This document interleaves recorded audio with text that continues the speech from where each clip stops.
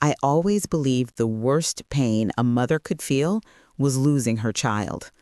I was wrong. The real pain is watching your child walk away from you while you're still alive. But the day my son stood with Danielle at the doorway of my house, telling me to leave my attitude outside, was the day something broke. Not inside me, but inside them. And they didn't even know it yet.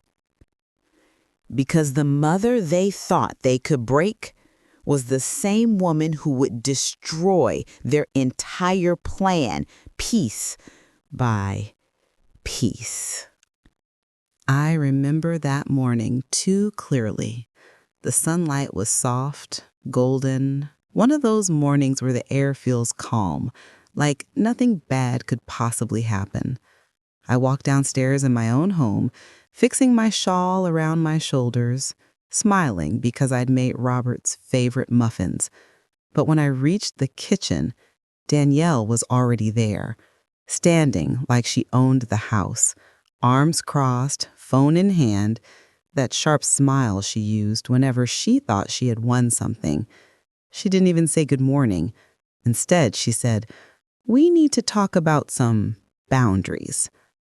Boundaries? I blinked. This is my house. She didn't flinch. Exactly. And that's the problem. That was the first sign I had walked into a trap. I just didn't see the cage around me yet. It started small.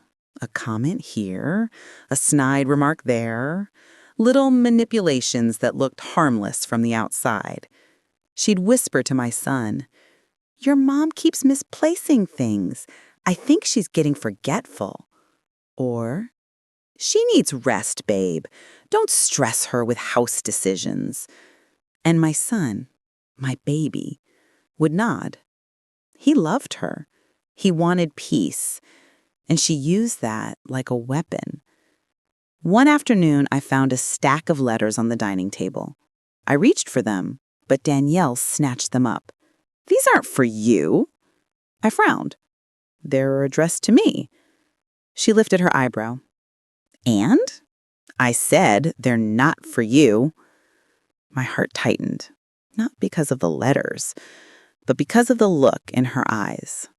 Cold, calculated, like she was watching a piece on a chessboard that she planned to remove. Rehook. I didn't know she'd already started planning my exit. 3 weeks later, I came downstairs to find the locks changed. My own house. My key didn't fit. I turned slowly toward Robert, who was standing there awkwardly, rubbing his neck. "Sweetheart?" I whispered. Why did you change the locks?" He didn't look me in the eyes. Danielle answered for him. "We needed more security. You should have asked before going out last night." I hadn't even gone out. I'd been in the garden. But she knew that. She just wanted power. I felt something sting behind my ribs. Anger? No. Disbelief. Because my son didn't defend me. Rehook. And I swear, in that moment, I realized I wasn't losing my house. I was losing my son. The final straw came on a rainy Thursday. I'd just finished folding laundry when Danielle stormed into my room with a folder in her hand. "Sign these." "What is this?" "Transfer papers." "Just sign. We're streamlining things." Streamlining things? This was my home. I shook my head. "No." Danielle's voice sharpened like broken glass. "If you don't sign, then maybe you shouldn't be staying here." I stared at her. "You're asking me to sign away everything I built." She shrugged. "It's what's best for Robert." "And you?" I asked quietly. For the first time, her mask cracked. "Especially for me." That night, Robert came to my room. He sat on the edge of my bed, shoulders tense. "Mom, please sign the papers. Danielle's stressed. I'm stressed. We need peace." I stared at him. My son, my whole world, and he looked like a stranger. That was the night I realized they weren't pushing me out, they were shoving me. The next morning, they cornered me at the door, Danielle holding the folder, my son looking exhausted. Mom, maybe you should go stay somewhere else for a while. My breath hitched. In my house? He swallowed hard. Just for a bit, until things settle. My heart cracked open. Danielle smirked behind him. And I understood. They wanted me gone. Not later, not eventually, now. So I picked up my purse, my shawl, and the bracelet Robert made me 20 years ago. I walked past them both, head high, and said, "This isn't the end. Not for me." But Danielle whispered under her breath, thinking I didn't hear. Oh, it already is. Rehook. She had no idea what storm she just awakened. When I walked out of my house that day, I didn't go far. I sat in my car at the end of the street, hands trembling, heart burning, eyes fixed on the windows of the home I had sacrificed my entire youth for. It was raining softly, each drop sliding down the windshield like a memory. I whispered to myself, "They think I'm weak. They think age makes me blind." But they forgot. I taught myself how to fight long before they were even born. I stayed there until the lights inside dimmed, and I swear I saw Danielle pull the curtains closed like she was sealing the victory she believed she had stolen. But she forgot one thing. I never leave without checking the battlefield. I drove to a small motel. Clean, quiet, nothing fancy, just a place to breathe without feeling someone's judgment on my skin. As soon as I sat on the bed, my phone buzzed. Robert's name lit up the screen. A part of me hoped, prayed that he'd say, "Mom, come back, I'm sorry."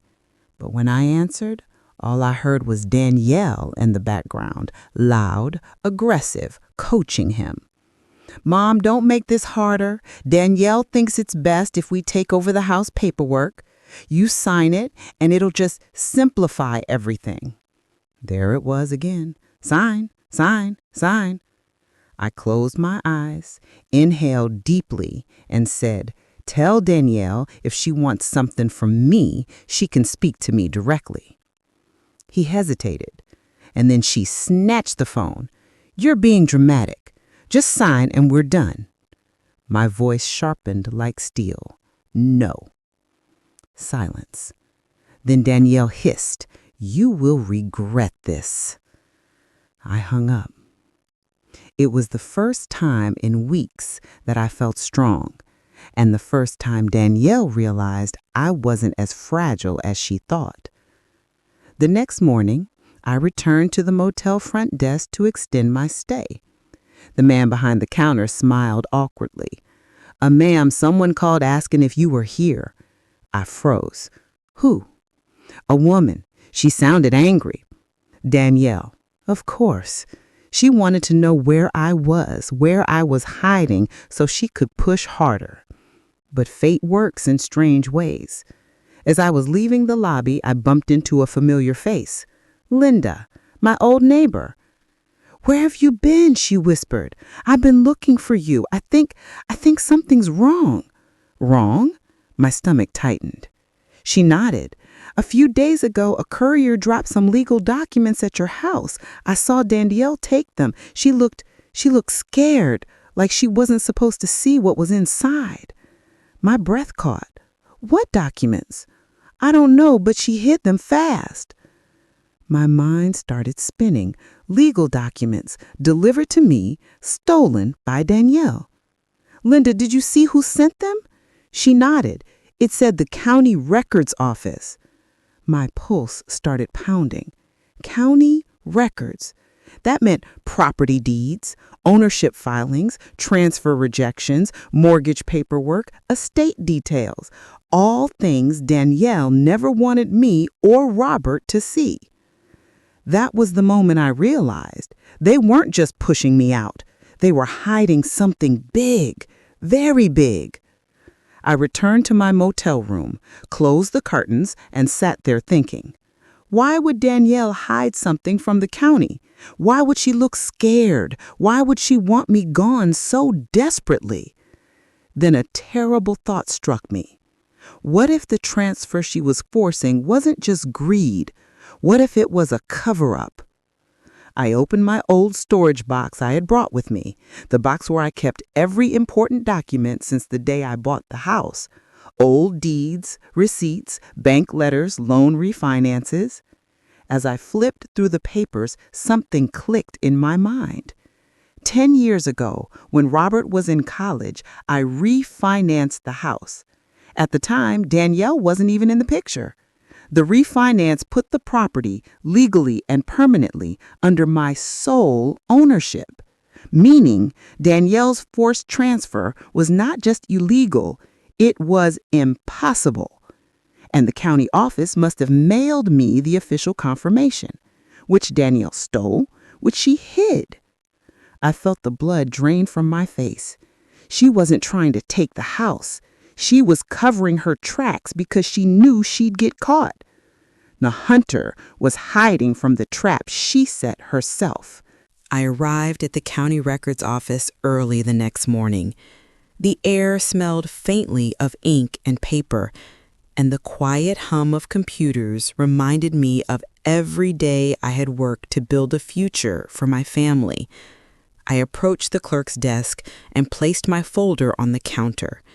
I need to confirm some filings for my property, I said, trying to keep my voice steady. The clerk looked at me, polite but suspicious. Name and ID, please. I handed over my driver's license and explained everything briefly. The clerk typed, clicked, and scanned. Ah, yes, there was a transfer request recently, but it was rejected. The deed is still 100% under your name. My heart lifted, but my fists clenched. Someone tried to interfere, I said softly, and they stole my mail. The clerk raised an eyebrow. That's serious. You may need legal representation. I smiled faintly. The first crack appeared in Danielle's plan, and I was ready to widen it. Photos of my belongings, county correspondence, records of furniture sales. You see, I said, Danielle thought she could erase me. She didn't know the law was on my side. He nodded. Exactly. And the court will see this as deliberate. They've committed multiple offenses. The storm was coming, and they wouldn't see it until it hit. The courtroom was full. Danielle sat with her arms crossed, trying to hide panic.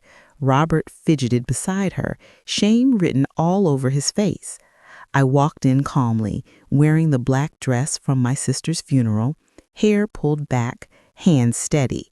The judge looked at me with respect. Mrs. Carter, are you ready to proceed? I nodded. Yes, Your Honor. I am here because my son's wife has attempted to remove me from my own home, hide official documents, sell heirlooms, and misuse funds entrusted to her by my family.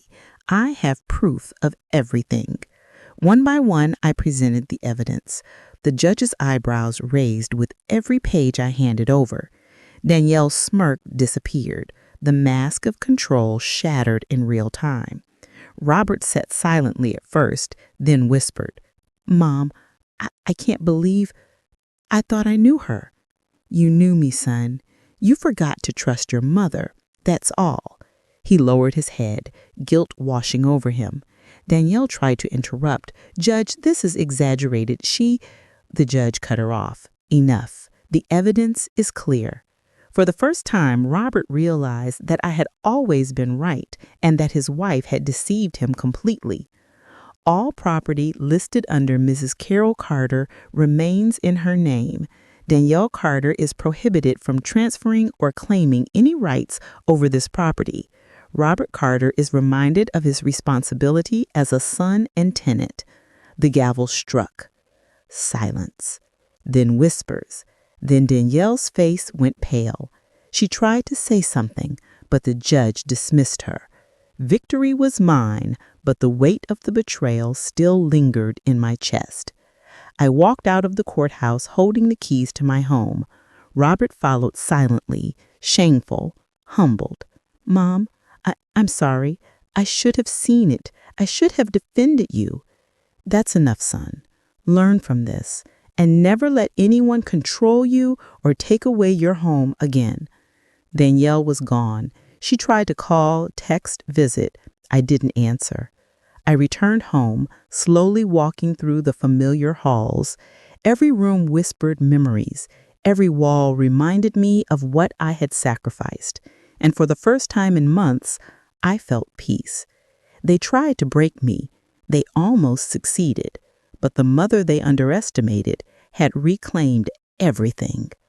I sat in my favorite chair, Robert bringing me coffee every morning, checking the lights, helping with small repairs. "Mom," he said softly one day, "you're my hero. You always have been." I smiled. I didn't just win my house back. I won my dignity, my peace, and yes, I won my son back too. The sun streamed through the windows. The house felt alive again, safe, mine. And Danielle, some lessons are written in the law, and some are written in fire.